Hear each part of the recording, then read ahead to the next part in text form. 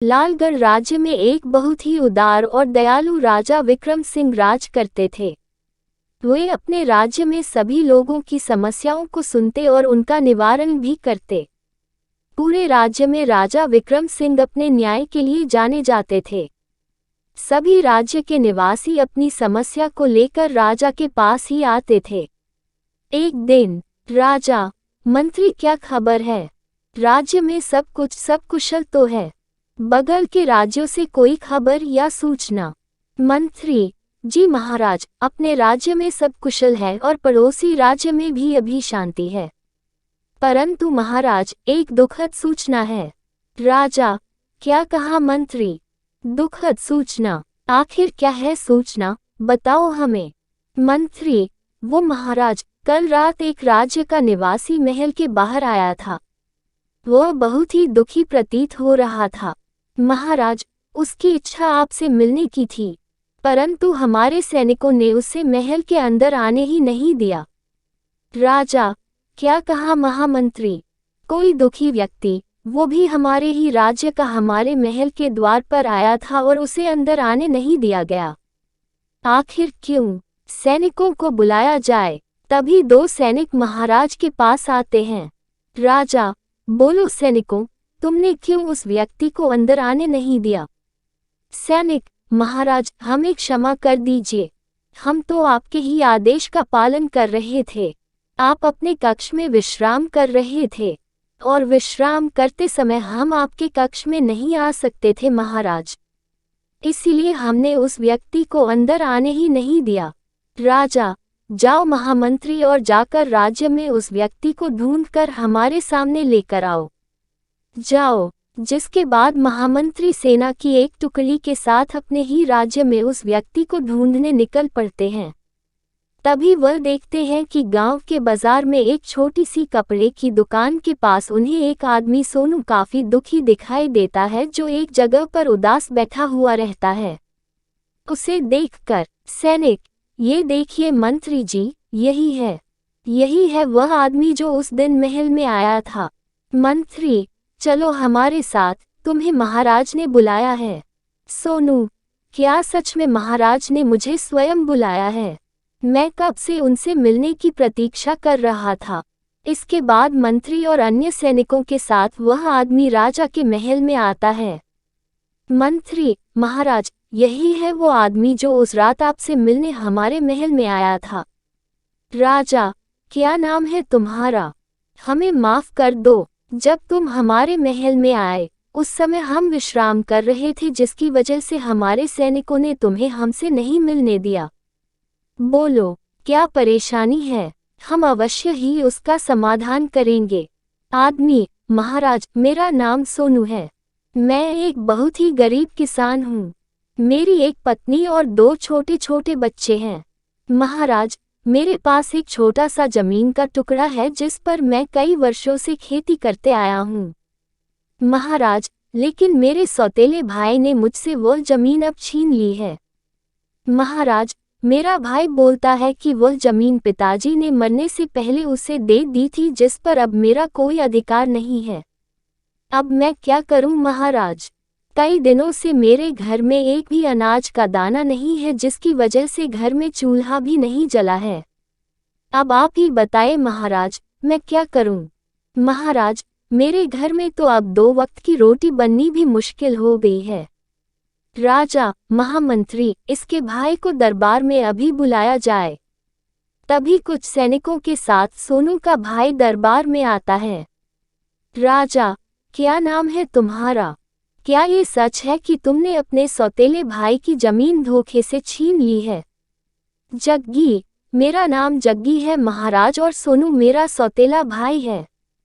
लेकिन ये झूठ है महाराज, मैंने इसकी कोई भी जमीन नहीं छीनी है।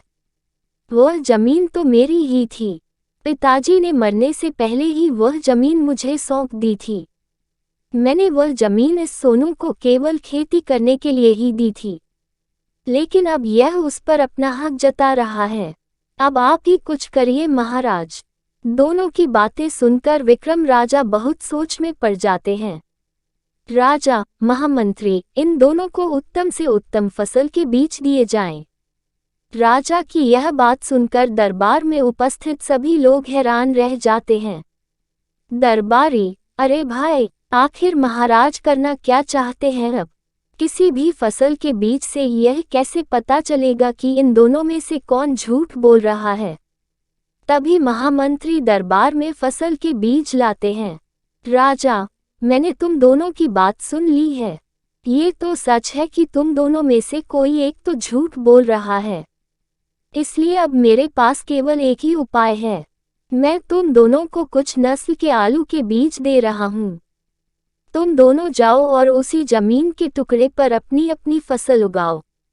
जिसकी भी फसल उस जमीन के टुकड़े पर सबसे ज्यादा अच्छी होगी, वही उस जमीन का असली मालिक होगा।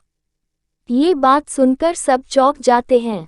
महामंत्री थोड़े थोड़े बीज उन दोनों को दे देते हैं। सोनू, ठीक है महाराज, मैं आपकी आज्ञा के अनुसार उस जमीन के टुकड़े पर आलू के बीज बहुत मेहनत से उगाऊंगा। जग्गी, हाँ महाराज, मुझे भी आपका यह निर्णय स्वीकार है। महाराज, मैं भी आपके दिए हुए बीजों से अपनी जमीन पर आलू की ही खेती करूंगा। आप देखना महाराज, मेरी ही आलू की फसल सबसे ज्यादा अच्छी होगी।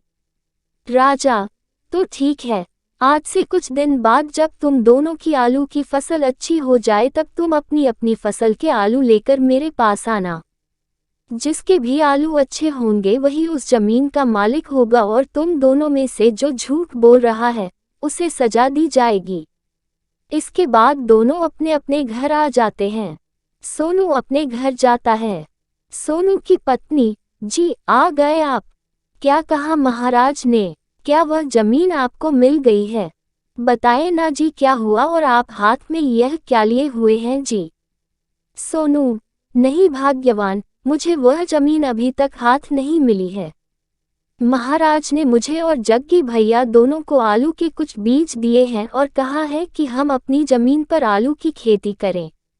इसके बाद जिसकी भी फसल सबसे ज्यादा अच्छी होगी वही उस जमीन का असली मालिक होगा। सोनू की पत्नी, तो क्या हुआ जी? मुझे आप पर पूरा विश्वास है।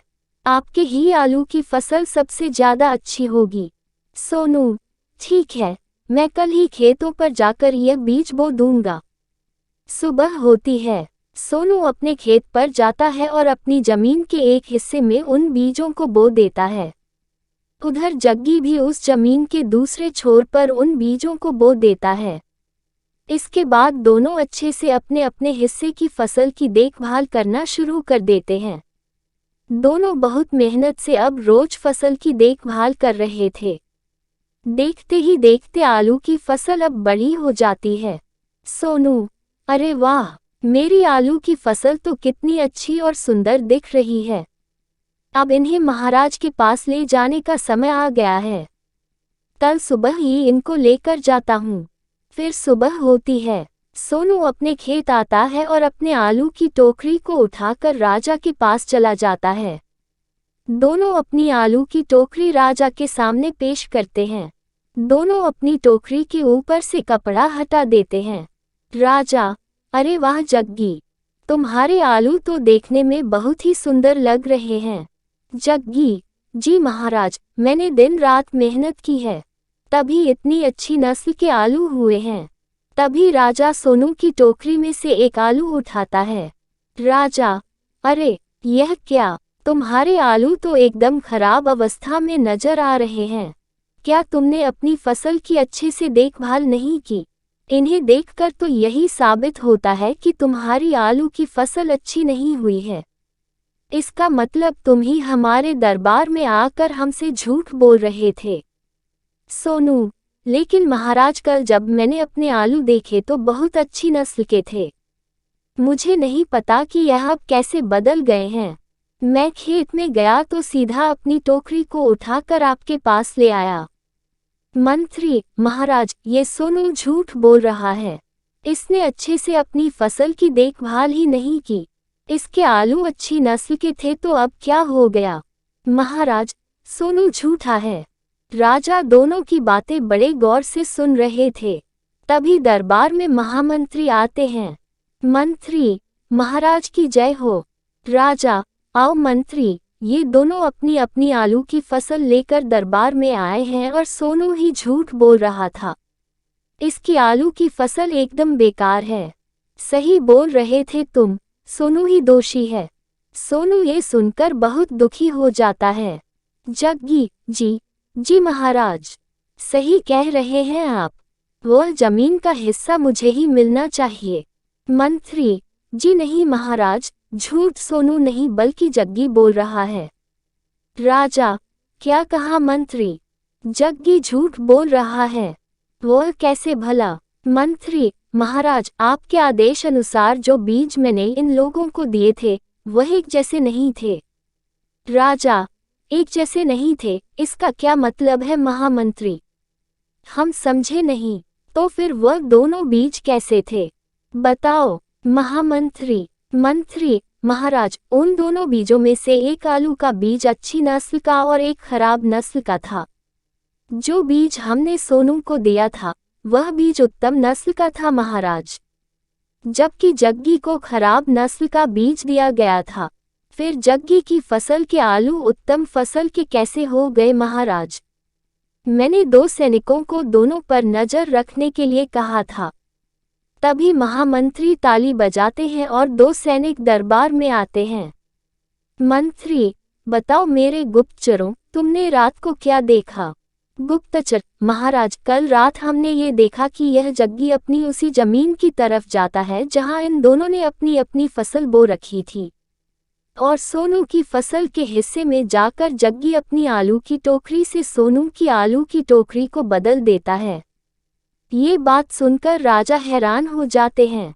जग्गी, मुझे माफ कर दीजिए महाराज, मुझसे गलती हो गई। महाराज, मुझे माफ कर दीजिए। ये सच है महाराज, पिताजी ने वह जमीन मुझे नहीं इस सोनू को दी थी, लेकिन मेरे मन में लालच आ गया था। मैं वह जमीन इससे हड़पना चाहता था, इसलिए मैंने अपनी आलू की टोकरी को सोनू की आलू की टोकरी से बदल दिया था महाराज, मुझे माफ कर दीजिए। राजा, तुमने हमारे समक्ष झूठ बोला है, इसकी सजा तुम्हें अवश्य मिलेगी। जग्गी, तुमने चालाकी से सोनू की जमीन हड़पनी चाहिए, इसके लिए तुम्हें दंड स्वरूप इस राज्य से निष्कासित किया जाता है। राजा की बात सुनकर जग्गी जोर जोर से रोने लगता है। जग्गी, नहीं महाराज, ऐसा मत कीजिए। महाराज, मुझे माफ कर दीजिए। राजा, देखो सोनू, अब सत्य का पता चल चुका है। अब वह जमीन हमेशा के लिए तुम्हारी हुई। तुम उस जमीन पर फिर से खेती कर सकते हो और अपना जीवन यापन कर सकते हो। राजा की यह बात सुनकर सोनू बहुत खुश हो जाता है। सोनू, आपका बहुत बहुत धन्यवाद महाराज। मैं जानता था आपके इस दरबार में मेरे साथ अन्याय नहीं होगा, इसीलिए मैं बहुत उम्मीदों से आपके पास आया था। राजा, ये सब महामंत्री की सूझबूझ से ही हुआ है। महामंत्री, आज तुमने हमारे हाथों एक अन्याय होने से बचा लिया है। हम तुमसे बहुत खुश हुए। इसके बदले तुम्हें 100 सोने की अशफियाँ दी जाती है। मंत्री, बहुत बहुत धन्यवाद महाराज। महाराज की जय हो। सोनू, मैं आपसे कुछ मांगना भी चाहता हूँ महाराज, क्या आप देंगे महाराज? राजा, हाँ, बोलो सोनू, क्या चाहिए तुम्हें? हम अवश्य देंगे। सोनू, महाराज, मैं चाहता हूँ कि आप जग्गी भैया को माफ कर दीजिए। आखिरकार यह मेरे भाई हैं। मैं नहीं चाहता कि इन्हें इतनी बड़ी सजा मिले। राजा, तुम वाकई में एक नेक दिल इंसान हो सोनू। ठीक है, हम तुम्हारी इच्छा जरूर पूरी करेंगे। जाओ जग्गी, तुम्हारे भाई सोनू के कहने पर हमने तुम्हें माफ किया, लेकिन अब कोई ऐसी हरकत मत करना वरना हम तुम्हें इससे भी कठोर दंड देंगे। जग्गी, महाराज, मुझे माफ कर दो, और तुम भी सोनू, मेरे भाई। मैंने तुम्हारे साथ कितना गलत किया और तुमने मुझे माफ कर दिया। मैं अपने किए पर बहुत शर्मिंदा हूँ। सोनू, मैंने आपको माफ कर दिया है। जग्गी भैया, आपने हमेशा मुझे अपना सौतेला भाई समझा है, लेकिन मैंने कभी ऐसा नहीं समझा। मैं आपको दिल से अपना भाई मानता हूँ जग्गी भैया। आपको अपनी गलती का एहसास हो गया, मेरे लिए इतना ही काफ़ी है। अब हम मिलकर उस जमीन पर खेती करेंगे और खुशी खुशी साथ रहेंगे भैया। इसके बाद सोनू और जग्गी दोनों बड़ी मेहनत से खेती करते और प्यार से दोनों साथ साथ रहते।